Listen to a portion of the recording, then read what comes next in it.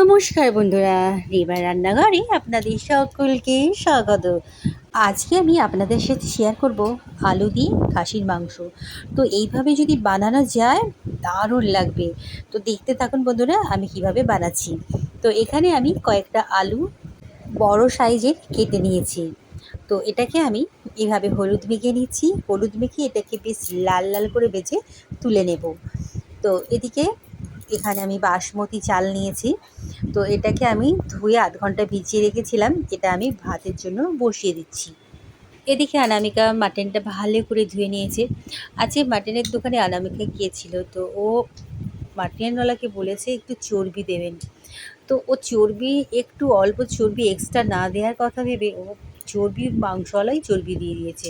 তো যাই হোক, স্বাদ অনুযায়ী হলুদ মেখে ওটাকে রেখে দিলাম। এদিকে আলুগুলো গরম তেলে লাল লাল করে ভাজা করে নেবো। তবে এটা এই গ্যাসটা একদম কম করে ঢাকা দিয়ে দিচ্ছি।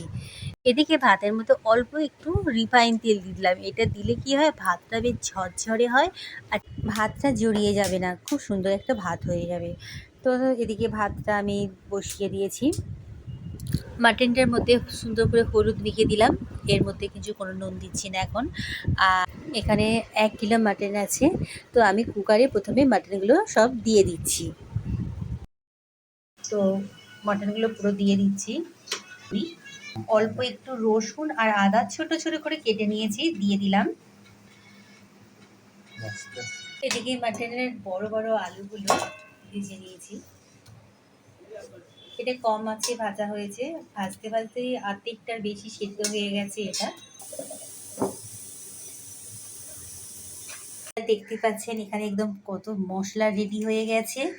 তো এখানে মশলাগুলো এটা গোটা ধনে, জিরে, গরম মশলা, গরম মশলা সব কিছু একদম নিয়ে নিয়েছি। আর কাঁচা লঙ্কা, কয়েকটা শুকনো লঙ্কা, রসুন। তো এগুলো সবই একদম বাটা হবে মিহি করে। আর সাথে নিয়েছি এখানে টমাটো, পেঁয়াজ, আদা।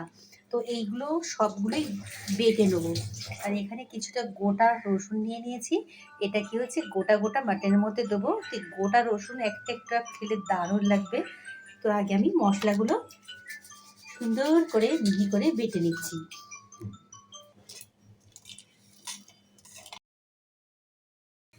তো এখানে মশলাটা খুব সুন্দর করে বেটে নিয়েছি, পুরো সব মশলাগুলো বেটে নিয়েছি। এবারে কড়াইয়ের মধ্যে তেল দিয়ে দিয়েছি।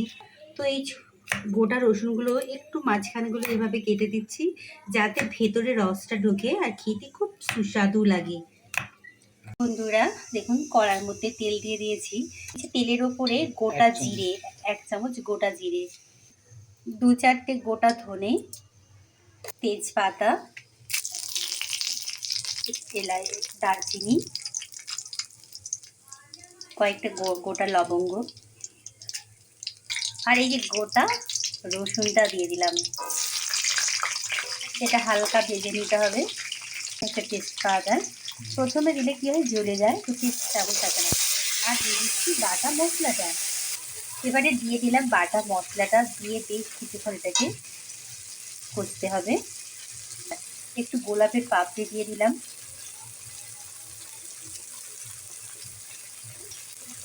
দিয়ে দেওয়া হচ্ছে 1 কিলো মাটনের জন্য স্বাদ অনুযায়ী নুন।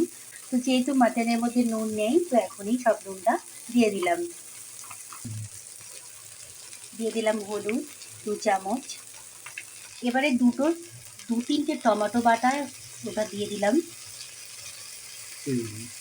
টমেটো বাটাটা দিলে কি হয়, একটু টক টক লাগে আর দারুণ একটা কালার আসে। এইভাবে বেটে দিলে মশলাটা খুব সুন্দর লাগে খেতে।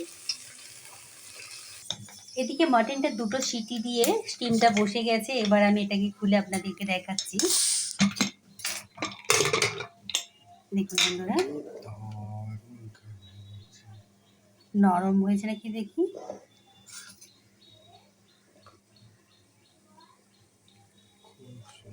খুব সুন্দর নরমও হয়ে গেছে।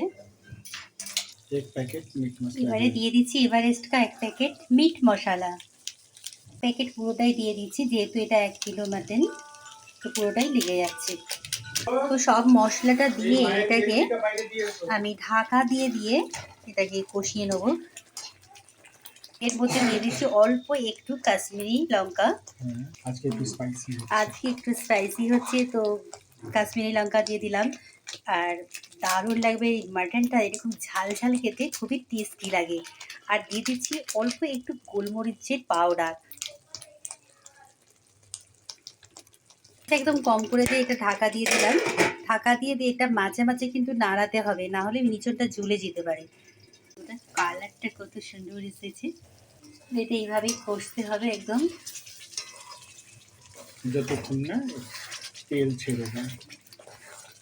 নিজেই পেয়েছেন, আর বলতে লাগবে না।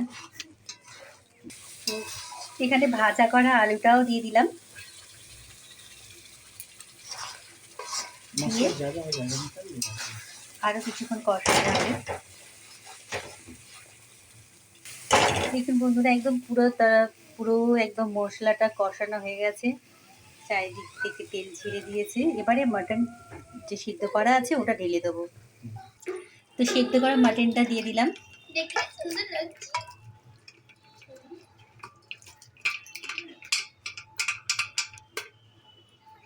হালকা একটু জল দিয়ে দিলাম।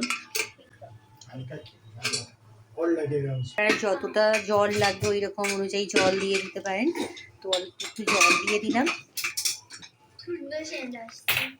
দারুণ একটা সেন্ট উঠে গেছে।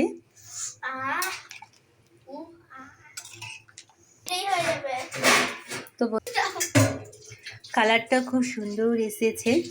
আর যারা পাতলা ঝোল খেতে পারেন তারা আরও বেশি করে জল দিয়ে দিতে পারেন।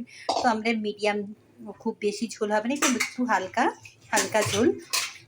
এটা এখনও এইভাবে 10 মিনিট হবে, যেহেতু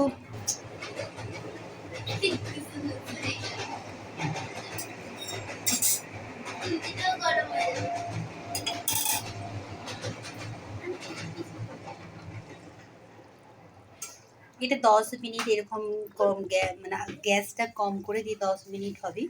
আর যেহেতু মাটনটা সেদ্ধ হয়ে গেছে, তো বেশিক্ষণ আর সেটা সেদ্ধ করতে হবে না, অলরেডি মাটনটা সেদ্ধ হয়ে গেছে। কম গ্যাসে এটা 10 মিনিট এভাবে ফুটিয়ে এটাকে মিনিট পর কালারটা দেখুন বন্ধুরা, কত সুন্দর একটা কালার এসে গেছে। এবারে গ্যাসটা বন্ধ করে দেবো।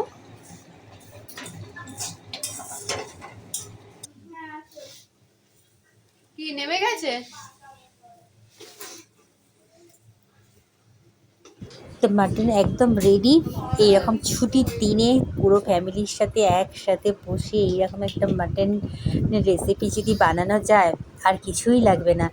তো গরম গরম পরিবেশন করলাম, খুব ভালো লাগলো আজকের এই রেসিপিটা। আপনাদের কেমন লাগলো কমেন্ট দিয়ে অবশ্যই জানাবেন।